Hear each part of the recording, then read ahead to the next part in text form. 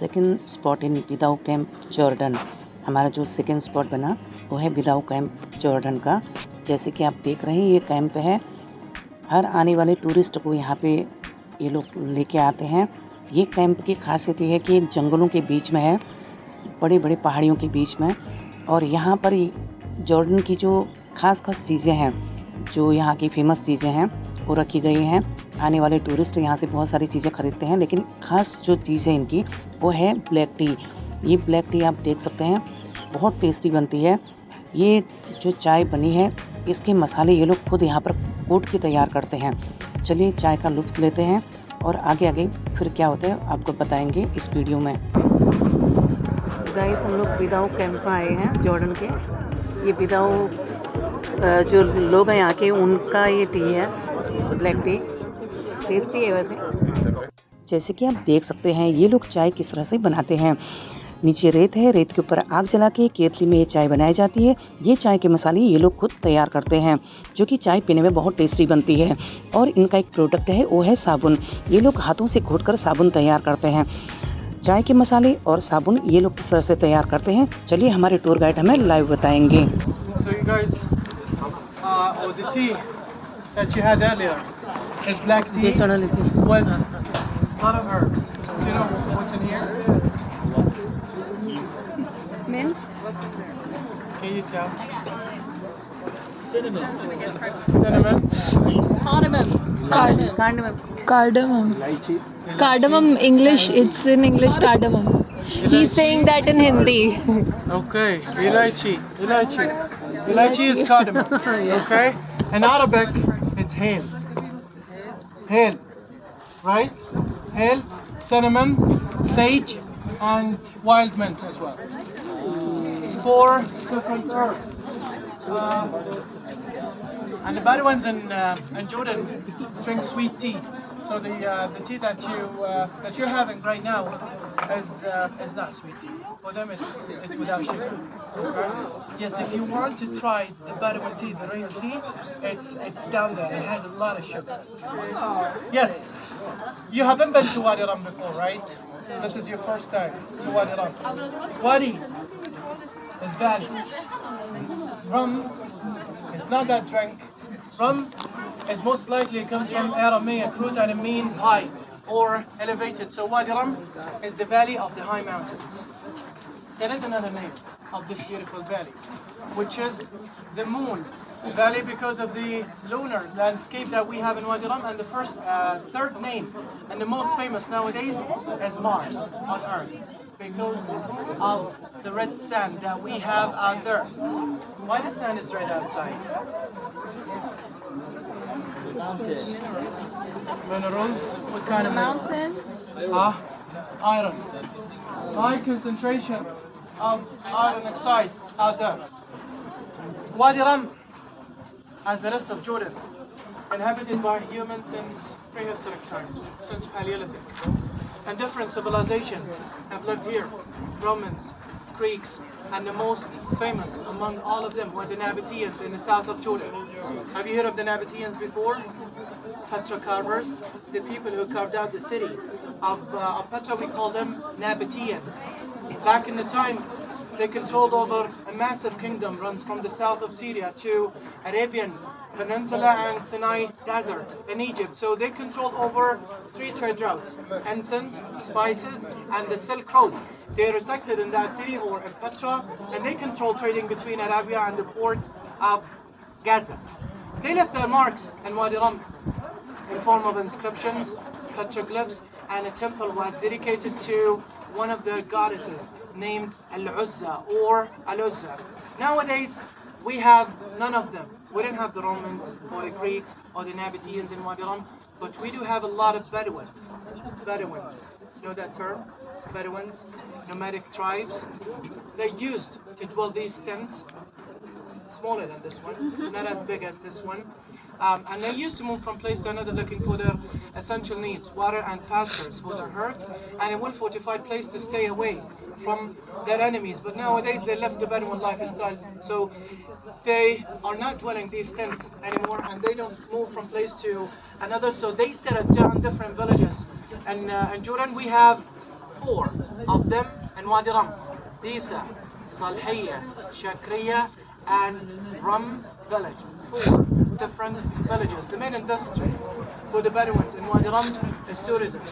Jeep tours, hiking tours, climbing tours, camel tours, all done by the Bedouins, and they own some of the campsites over here. Wadi Rum is a massive desert. It covers 750 square kilometers, and we share part of Wadi Rum with Saudi Arabia as well. And in Wadi Rum we have over 400 campsites. Some of them are owned by the locals or by the Bedouins here. It gets famous after Lawrence of Arabia. Have you seen that movie? Lawrence of Arabia? Lawrence of Arabia? Have you seen that movie? Lawrence of Arabia? No? No? No? Yes. Yeah, as a kid. As a kid? What about the others? You watched that movie? Oh, I haven't seen that movie. But they filmed it. They filmed it here in Wadi Rum, and that movie is depicting the life of that British officer, T. Lawrence, who passed through here to the city of Aqaba to help the Hashemites and the Arabs a long time ago in 1917 against the Ottomans back then. And after that movie, Wadi Rum became a destination for the filmmakers. So they filmed many movies beside Lawrence of Arabia: Red Planet, Transformers, Star Wars, Aladdin, The Martian, and Dune. Yes, they were filmed here. Do you remember where we stopped earlier? They filmed Transformers over there, or scenes from Transformers over there. It's a climbing destination nowadays because we have the 2 highest peaks in Jordan and Wadi Rum. First one is Dami mountain, or Jebel Dami, which is 50 meters above the sea level. And a clear day from the top of that mountain you can see the Red Sea in Aqaba and Saudi Arabia as well. And the second highest peak is Jebel Rum, which is about 1730 something meters above the sea level. So they are the 2 highest peaks in Jordan, and they are in Wadi Rum. All the mountains of Wadi Rum are sandstone mountains. So we have nothing in Petra and Wadi Rum but sandstone. Between Aqaba and Petra, tomorrow, we have 3 different rock formations. I told you we have granite mountains down there in Aqaba. They formed about 200 million years ago as a result of volcanic eruptions. That part of Jordan, or the south of Jordan, was under the sea. So all the sediments settled down to form the second rock formation, which is the sandstone. And tomorrow on the way to Petra, we will get to an altitude of about 1700 meters above the sea level. So you will see the third rock formation, which is limestone, granite, sandstone, and limestone.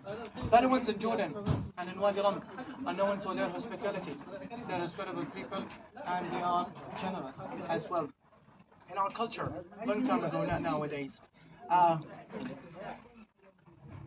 the guest can stay up to 3 days in someone's house without any questions asked by the host about his name, his intentions, the reason of the visit. But by the 4th day, as a host, you are allowed to ask questions. You're not allowed to kick him out. You are allowed to ask questions. 3 days, you have to serve your guests with so many things: coffee, tea, whatever he wants to drink, and a national meal in Jordan, which is mansaf. You tried the mansaf today, but that's not the traditional way of serving the mansaf. We use a big plate this size, okay? Mansaf is lamb, cooked in dried fermented yogurt. We prepare a big plate of rice, and then over the rice we put the lamb, and then we pour the yogurt sauce over the rice. We eat that meal traditionally using our hands. We don't use spoon or fork to eat the mansaf, and there is no small portions for the mansaf. We share the same plate all together. Was it safe back then during COVID to eat the mansaf together? But nowadays we still do that. Sugar man, coffee.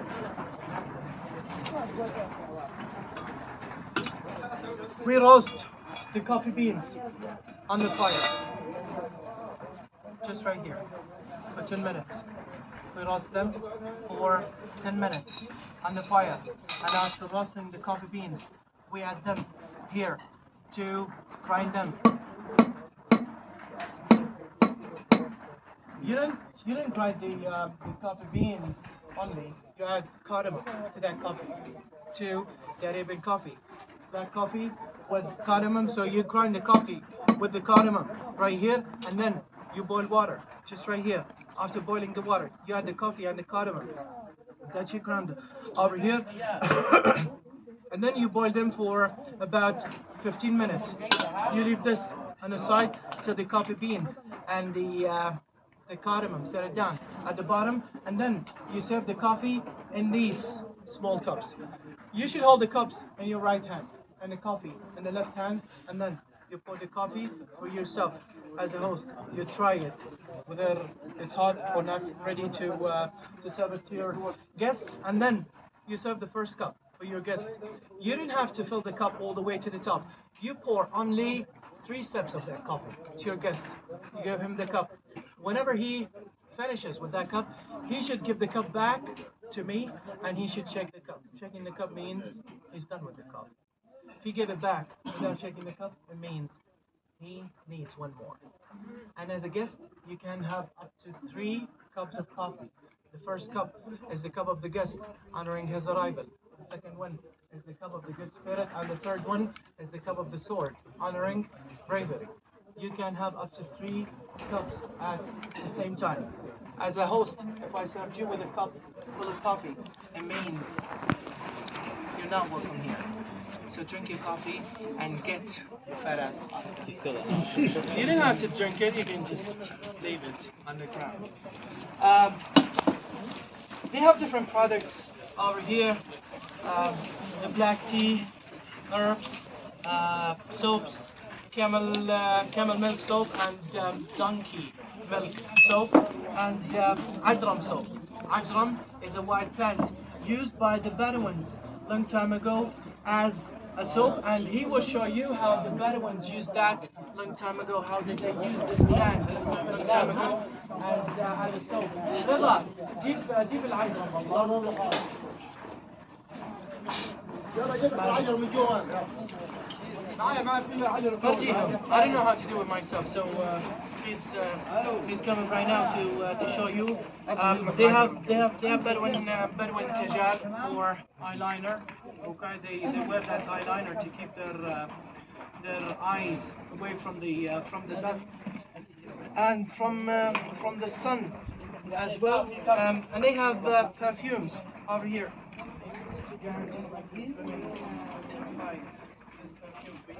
Amber and musk as well. Guys ये देख सकते हैं आप, पत्थर से घोट के ये साबुन तैयार कर रहे हैं।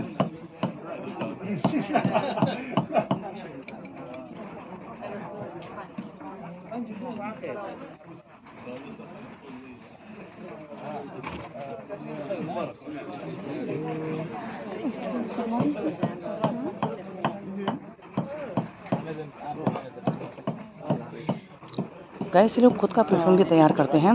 जैसे कि हमने भी इनके परफ्यूम की खुशबू ली तो बहुत खुशबूदार परफ्यूम है।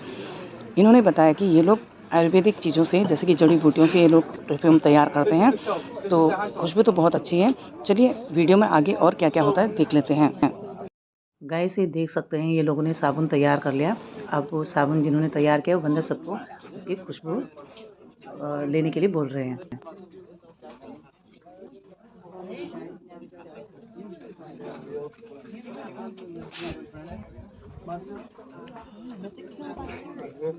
Soap. Kills all the bacteria.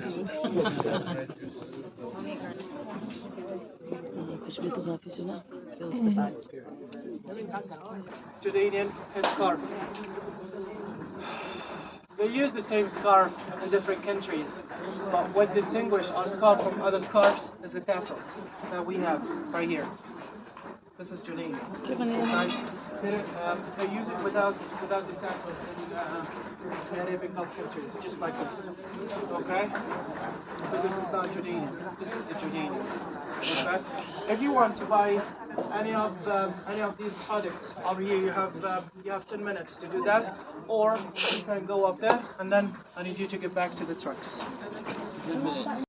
इन बर्तनों में ये लोग चाय के मसाले तैयार करते हैं और बहुत सारे अलग अलग परफ्यूम भी तैयार करते हैं, जैसे कि आप देख सकते हैं। चलो हम भी ट्राई करते हैं ये लोग मसाले और परफ्यूम किस तरह से ये तैयार करते हैं। مش مشكلة مش مشكلة. اسمع 40 شيكل بيطلع عن